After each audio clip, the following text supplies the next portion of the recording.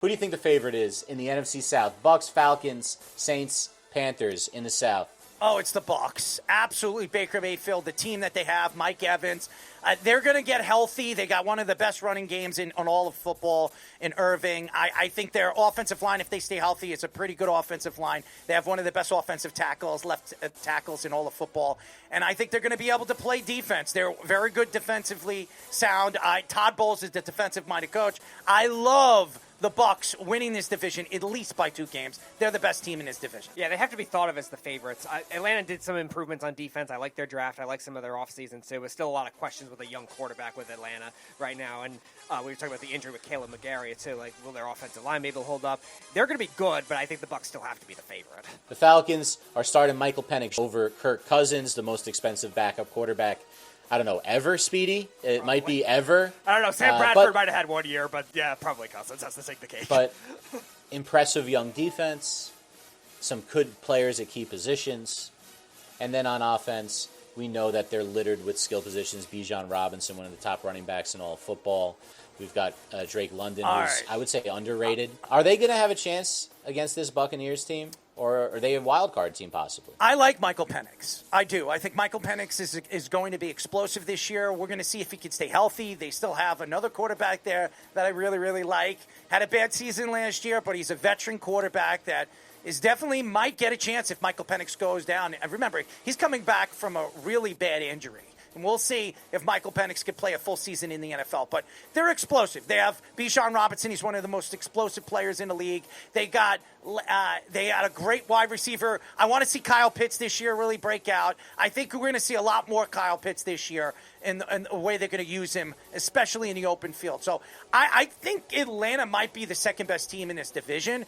They're going to have to play. They drafted 2 first-round defensive players. We'll see if this defense is as explosive. Remember, they gave up a lot to move up in the first round to get those defensive players. So I'm interested to see what this defense is with a guy that doesn't know how I feel, and I'll speak very highly of this coach because he's part of the Hofstra family.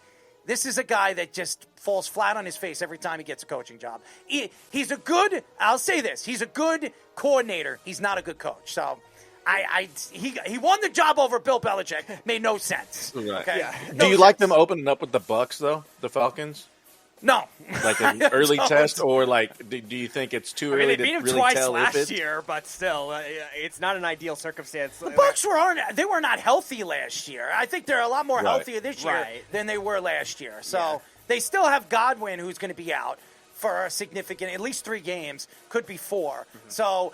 But they're still explosive. And Mike Evans is going to have a great year. I still think Mike Evans is going to have a great year. So. Yeah, the talent is definitely there for the Falcons. They've done well accumulating. I know a lot of our draft panelists were saying that when you look at Terry Fontenot, he's had a very weird track record as GM, but I think he's got a lot of good defensive value. But what they really needed was the edge rushers, and this is a team that's had trouble drafting them for a long time. And now you got the 2 of them with James Pierce and with Jalen Walker. And mixed with some good corners and linebacker play, and obviously Jesse Bates already being there. This defense should be better. The offense is filled with freak athletes. Do they have depth, though, will be the question to make the next step. They're like a fringe wildcard team. They're not beating the Bucs, though. Let's get into the North. No, this best division in football. Best division in football. Best division in football, especially now that Micah Parsons is there. Oh, please. Errol, the current odds have the Packers above the Lions at plus 170.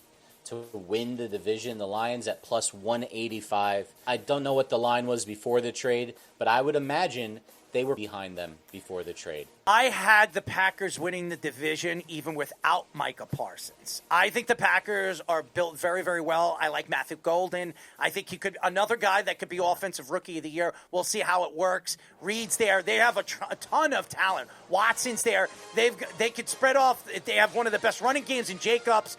I think Love is one of the more underrated quarterbacks in the league. The offensive line is good. Kraft.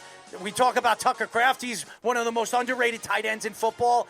I think they're explosive. And this defense, now with Micah Parsons, even better. I don't think there's anything bad about this team. The question is, are they going to put everything together? This is something they've had problems with in the second half of the season and going into the playoffs. But I love this team. This is a team that I had winning the division. So Yes, I absolutely agree. With Micah Parsons, it makes him even better. Even without him, they win the division. Yeah, the question will be with the Packers, I think, is mainly with the offensive line staying healthy. They do have a pretty good line when they are healthy, but both of their two best guys, 𝐬𝐮𝐬𝐜𝐫𝐷, also 𝐬𝐻 who they just give the contract to, have had issues with injuries. And I wasn't crazy about the draft picks that they had this year with the offensive line, but everything else is pretty much set with their offense. You mentioned Kraft had a great year, kind of up until the last month of the season. They have a lot of receiving depth now, and a defense that solved their biggest issue, which was the edge rushing, because 𝐸𝐵𝐷 just can't stay healthy. Corners, depth's a little bit of a question, but they could trade for a veteran corner at the deadline. Like, it's not really hard to do. They become available. I agree with you. I think they definitely win the division, with Detroit kind of going through a coaching transition right now. That's the only reason why. Yeah. I just don't trust the coaching staff right now with the Detroit Lions. They're good. The coaching staff is going to hurt them. I think they're very 2023 Eagles. Like, they have a lot of talent, but two new coordinators all at once. I think they're still screaming like a wild card team right now. And the Packers obviously making the big move for Parsons, I think, puts them. Let's get to the rest of that division, because one of your favorite players, Errol, is sitting in dead last here, Caleb Williams, at plus 600. The Vikings are sitting there in the middle at plus 350 with J.J. McCarthy. I think J.J. McCarthy's going to have a good year. I obviously know what Caleb Williams is going to do. I think Caleb Williams is sensational. By the way, I'm picking, who do I go defense? Minnesota, Kansas City, Detroit, Los Angeles, Houston, Buffalo, Jets. Houston. Buffalo or Houston. Those are the two best. You don't like Minnesota, huh? I don't trust Minnesota. I'm going to go Buffalo too, because look at the division we're talking about that Minnesota's in. They got to play these teams 6 times. yeah, That's a problem. I'm going to go Buffalo. I think you're absolutely right, because I got to draft the defense. I don't have any defense, baby. Going back to it, I think Caleb Williams is going to have a good year. I think there could be 3 teams coming out of this division to go to the playoffs. Chicago, Minnesota, Green Bay, Detroit. I think this is, like I said, this is the best division in football. And I think Caleb Williams is going to have a great year. We said it. I think he's going to be explosive.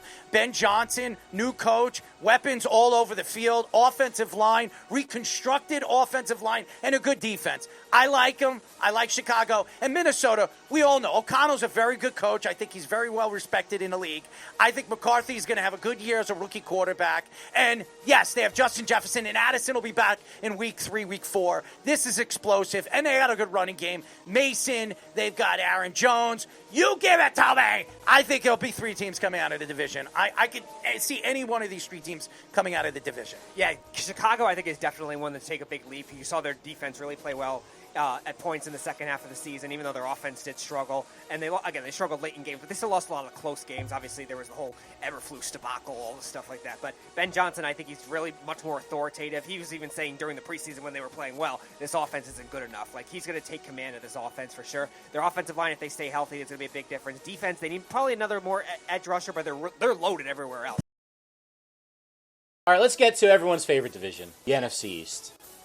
So, of course, with the longest odds to win any division in all of the NFL are the New York Football Giants, with a plus 1,600 to win the NFC East. Let's face it, the Giants are not winning the NFC East this year. The Eagles are unbelievable. Again, they're sitting there at minus 145 to win the division. Oh, wow. Now, here's my argument. The Cowboys are only plus 750. I think the Giants are going to finish ahead of the Cowboys, especially now. And what the good things I've heard at Giants camp. Jackson Dart looks like he'll probably be playing by middle of the season, I would guess, because they have a tough schedule. I want to see that. The line is a lot better, although Evan Neal did not win the guard spot out of camp. He is a backup to Long Island, Rockville Center's very own Greg Van Roden once again. Here he goes. But they've got a whole. You knew this was coming when we were going to cover the East. I was waiting. You knew it was coming. For this. You got the AFC tomorrow. You could do this with the Jets tomorrow. I'm waiting for this. Give me a minute. This is Dude, my team's gonna suck, and so are your team. So is your team. I don't think the Giants are gonna suck. I just think they're not gonna be very good. It's different than sucking. My rear end is burning. I don't think they have a winning record, but I think they're gonna play a lot better than they've played in recent years. But the Cowboys, plus 750. They don't think they have a shot in hell at winning this division either, boys. Well, the Cowboys are not going to be there right away because they have a lot of rookies in transition. But like Errol was saying, like their offense will still be good enough to keep them in certain games. Like the NFC East schedule, I would say this year, you got the NFC North, and then you got the AFC West. So you're going to have a lot of tough competition. A lot of scoring. Yeah.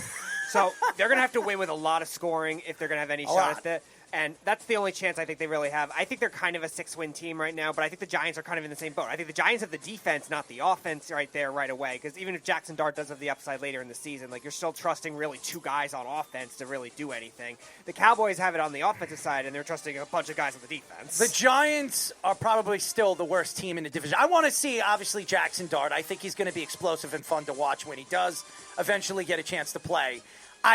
To me, the Cowboys are going to be offensively sound. I think they have the weapons around Dak Prescott to put up numbers. They just don't have a defense. You're going to see games where it's going to be like 60 to like 45 or something. It's going to be really, really bad. It's going to be an all-out offensive game with the Cowboys, and they're going to hope they can keep up with the teams that can play defense. The Philadelphia Eagles are the best team. Washington Commanders are the second-best team. Both teams should make the playoffs unless Jaden Daniels falls off the rocker in his sophomore year. I don't see it. I think Jaden Daniels has more weapons last year than he ever had. Samuel's there.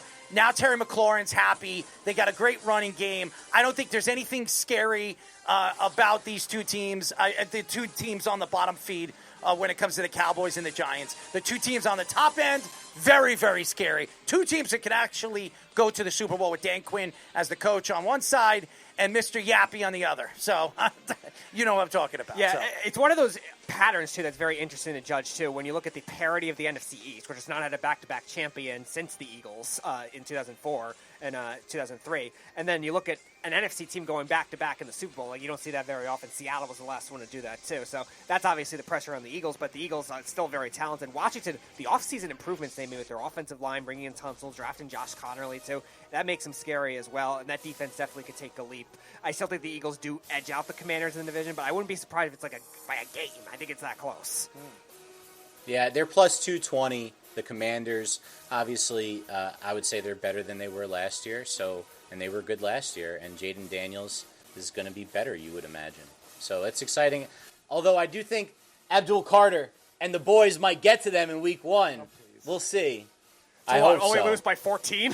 What drugs? I don't know. In? I don't know, man. What Look, if you can drugs get are to you the quarterback, in? they don't have to cover that And long. what drugs are you on? In and on at the same time. Whatever Kenny's smoking. Could you be in? Hey, a drug? they should have beat them Week Could you be 2 in it? last year. The Giants should have won that game. They just didn't have a kicker that game. They should have won that game against that same team.